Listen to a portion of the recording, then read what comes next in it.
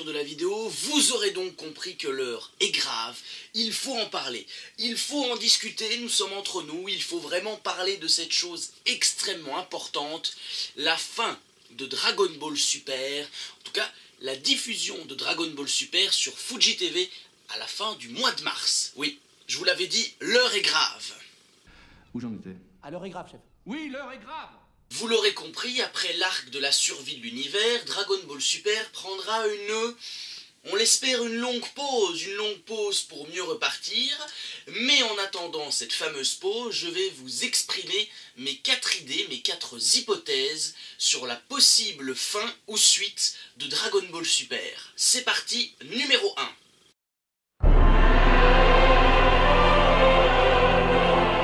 On n'en parle pas beaucoup, que ça soit sur les réseaux sociaux ou même à la télé, ou même sur internet je vais dire. Si Dragon Ball Super s'arrête après l'arc survie de l'univers, enfin s'il y a une suite, vous m'entendez bien, il y a une chose qui pourrait se passer, ce serait la fin de Goku et de Vegeta, en tant que personnages principaux. Je vous explique pourquoi. Tout simplement parce que si l'univers 7 gagne contre l'univers restant, donc les 12 univers, ça prouverait aux 12 autres univers la force phénoménale de ces 2 Saiyans. Donc ça serait une apothéose totale, une apothéose pour finir sur un magnifique dernier coup de théâtre, un magnifique coup d'éclat, avant de prendre une longue pause bien méritée, pourquoi pas. Je vais pas vous mentir, je suis un grand, mais alors un très grand fan de la rivalité mythique entre Goku et Vegeta. Mais dites-vous bien une chose les gars, eux ils ont presque, ou voire même passé 40 ans. Et le problème avec ce genre d'arc, avec le problème de l'arc la survie de l'univers, c'est qu'on ne voit pas contre qui ils pourraient se battre après, tellement ils sont imbattables.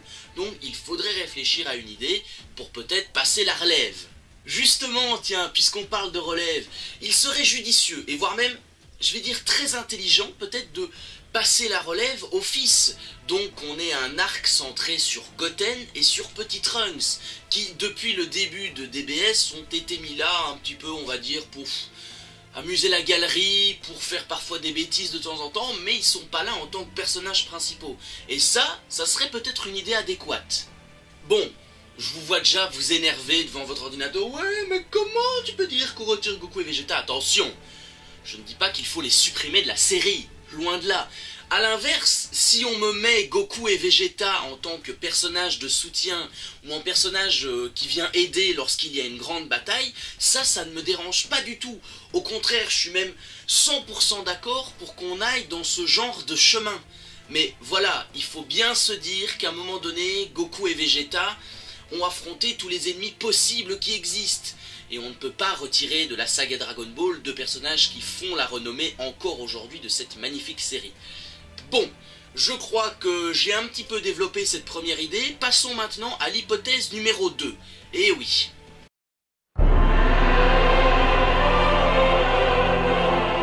Il y a également une deuxième possibilité, une deuxième hypothèse, c'est de faire un arc centré sur un autre univers de Dragon Ball Super. Parce que, dites-vous bien, avoir créé 12 univers dans un seul arc, eh bien ça laisse une marge de possibilités extraordinaire pour créer d'autres histoires. Pour ma part, je pense qu'explorer, en particulier d'ailleurs l'univers 6, serait une idée très intéressante, l'univers des nouveaux Saiyans là. Vous savez, les Saiyans qu'on a vus dans l'arc Champa et dans l'arc Survie de l'univers. On pourrait y retrouver des personnages très intéressants comme Kabé ou encore Caulifla qui est la dernière venue. J'espère que j'ai bien dit leur nom, sinon vous me reprenez dans les commentaires. On l'a bien vu lors des tournois, les Saiyans de l'univers 6 sont forts, ils ont des transformations certes basiques, mais ils arrivent à tenir tête à des Vegeta et à des Sangoku. Donc c'est pas non plus une mauvaise idée d'explorer leur histoire, leur enfance, et de développer un petit peu plus ces personnages. Sans oublier aussi que l'univers 6 comporte des combattants très très forts, comme Frost, vous savez, l'anti-Freezer, ou encore Hit, le chasseur de primes. D'ailleurs, je ne sais pas ce que vous en pensez, mais moi j'aimerais beaucoup retrouver le duo Champa-Vados qui m'avait laissé, je sais pas, sur un petit goût de trop peu lors de l'arc Champa, lors de l'univers 6 qui affronte l'univers 7. Ça m'avait vraiment laissé un petit goût amer. J'aurais aimé, vous voyez, découvrir un petit peu plus sur ces deux personnages.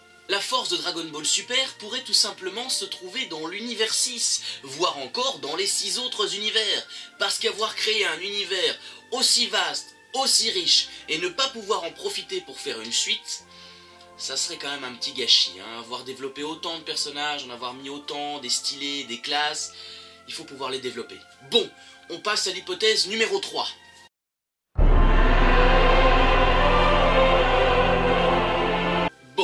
On va discuter d'une chose quand même importante. Quand vous avez, et ça c'est dans n'importe quel manga, dans n'importe quel film, quand vous avez un personnage ou des personnages importants, il est logique qu'il y en ait d'autres qui se retrouvent sur le banc des remplaçants, voire qu'ils soient complètement oubliés ou mis à la corbeille de l'animé, de l'histoire, de tout ce que vous voulez. Selon moi, et j'espère que selon vous aussi, il est grand temps que certains personnages retrouvent leur rang de personnages importants, des persos qui ont été oubliés au fil de l'histoire. Et le meilleur exemple, c'est Gohan. Son Gohan nous avait fait triper lors de sa victoire étincelante contre Cell, et depuis, Gohan est devenu un personnage lambda, normal, voilà, il n'a plus vraiment d'intérêt. Honnêtement les gars, ça serait cool d'avoir des arcs Dragon Ball créés sur des personnages oubliés. Moi j'adorerais avoir un arc centré entre C17 et C18, un arc sur Gohan, ou même sur Piccolo, pourquoi pas. Prenons l'hypothèse, je dis bien prenons l'hypothèse, Goku et Vegeta prennent leur retraite, tout va bien, tout le monde est heureux, mais si on veut faire une suite, ça serait cool de prendre des personnages à la limite, qui ont évolué aux côtés de Goku et de Vegeta, des personnages avec qui on a grandi, qui ont fait notre adolescence, et qui ont forgé les personnes que nous sommes devenus aujourd'hui. Gohan, C17, C18, Piccolo, c'est des personnes qu'on a vues étant enfants. J'irais même plus loin en disant que ces personnages-là, ce sont des personnages qui nous ont fait grandir et qui nous ont fait aimer à mort la saga Dragon Ball, vraiment.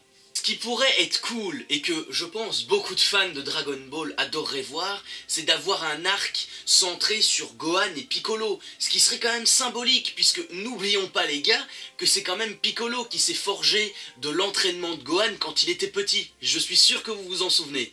Moi, de mon côté, j'espère beaucoup de choses sur Gohan, j'espère qu'il rattrape un niveau correct, et surtout mon plus grand rêve que j'aimerais de voir avec Gohan, c'est qu'il obtienne le pouvoir du Super Saiyan divin, le Super Saiyan God, le Super Saiyan God bleu. Vous voyez, ça serait quand même terrible, ça serait terrible pour ce personnage qui depuis pas mal d'années est quand même beaucoup décrié.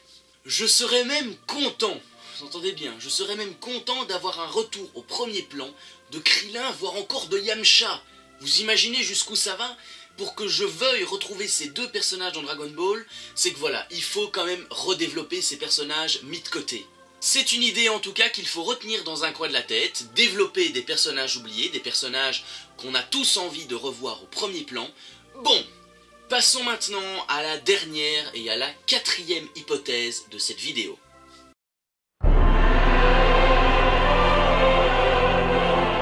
Si vous êtes fan de jeux vidéo et si vous êtes fan de Dragon Ball, vous savez bien quel jeu a dû sortir récemment.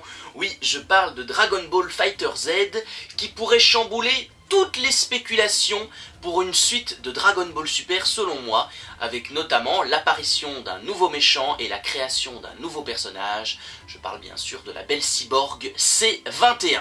Créer un nouveau personnage pour la sortie d'un nouveau jeu Dragon Ball pourrait amener Dragon Ball Super à se dire « Ah, tiens, c'est vrai, le design de C21 est quand même assez cool, assez stylé, c'est vrai. » Et puis, de mon point de vue, il n'y a pas une hype aussi énorme pour un personnage si on ne veut pas l'introduire dans l'histoire de Dragon Ball. Honnêtement, je pense qu'on vient peut-être de trouver un futur méchant de Dragon Ball Super. Une future méchante, d'ailleurs, c'est une femme. Surtout que C21 possède quand même deux transformations. Il y a d'abord sa forme tout à fait normale, sa forme androïde, et ensuite on a sa transformation Majin C21 avec son fameux pantalon avec la petite lettre M, qui pourrait peut-être rappeler le fameux lien avec Babidi, avec Boo et toute la bande. On pourrait donc avoir un personnage ayant peut-être un étroit lien avec le grand Babidi ou encore avec Boo. Franchement, ça serait pas cool de retrouver Boo qui depuis quand même n'est plus aussi redoutable qu'avant. D'ailleurs, à l'arc de l'univers, il n'y participe pas si je ne m'abuse.